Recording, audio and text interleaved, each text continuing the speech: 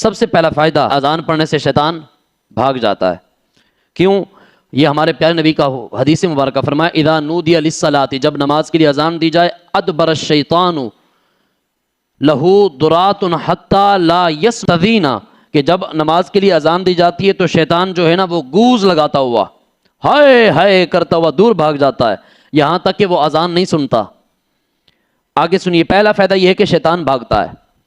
اس کا جو دوسرا فائدہ ہے وہ یہ ہے کہ ان المیت اذا سئل من ربک یرا لہ الشیطان، یہ حدیث غور کیجئے، فیشیر الی نفسہ انی انا ربک فلہذا ورد سؤال ثبت لہ حین سئل۔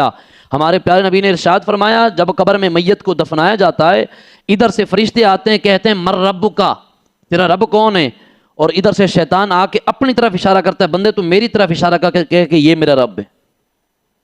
یعنی یہ اتنا ذلیل ملعون ہے شیطان کی قبر میں بھی پہنچ گیا، وہاں پر بھی نہیں چھوڑا۔ حدیث سے مبارکہ ہے فَلِهَذَا وَرَدَ سُؤَالُ ثَبِتَ لَهُ حِينَ سُئِلَ، تو حضور نے فرمایا اس وجہ سے اسے تلقین کیا کرو قبر پہ کھڑے ہو کے، کہ تاکہ وہ وہاں پر شیطان دور بھاگ جائے اور اس بندے کو فرشتوں کے سوالات دینے میں آسانی ہو جائے۔ تو اب توجہ کیجئے، ایک طرف وہ حدیث سے فرمایا جب اذان پڑھی جائے تو شیطان بھاگ، ایک طرف یہ حدیث ہے کہ قبر کے اندر شیطان آتا ہے۔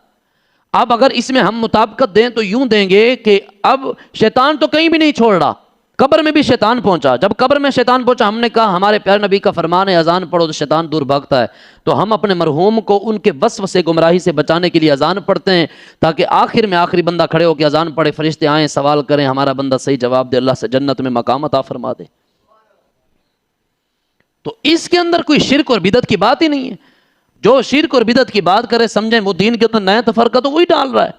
ہماری جماعت اہل السنہ والجماعت وہ جماعت ہے جو 1500 سال سے پیارے نبی سے چلتی ہوئی آ رہی ہے، یہ اللہ رب العزت کا لاکھ لاکھ شکر ہے۔ آگے چلیے، تیسرا فائدہ اذان کا وہ یہ ہوتا ہے کہ اذان جو ہے دل کی وحشت کو دور کرتا ہے۔ وہ کیسے؟ حضرت آدم علیہ السلام جب آپ جنت سے تشریف لائے، روایتوں میں ملتا ہے کہ ہندوستان کی زمین پہ اترے، بڑی گھبراہٹ محسوس کی، اللہ نے فوراً جبرائیل کو بھیجا، جبرائیل جا کے اذان پڑھو، تاکہ ان کی گھبراہٹ دور ہو جائے۔ تیسرا فائدہ یہ ہے۔ اب اس کے اندر چوتھا فائدہ یہ ہے، یہ حضرت علی سے روایت ہے کہ رآن النبی صلی اللہ علیہ وسلم حزینا فقال یا ابن ابی طالب انی اراک حزینا فمر بعد اہلک یؤذن فی اذنک فانہ درء الہم، کہ حضور اکرم صلی اللہ علیہ وسلم نے مجھے رنجیدہ دیکھا، میں پریشان بیٹھا تھا۔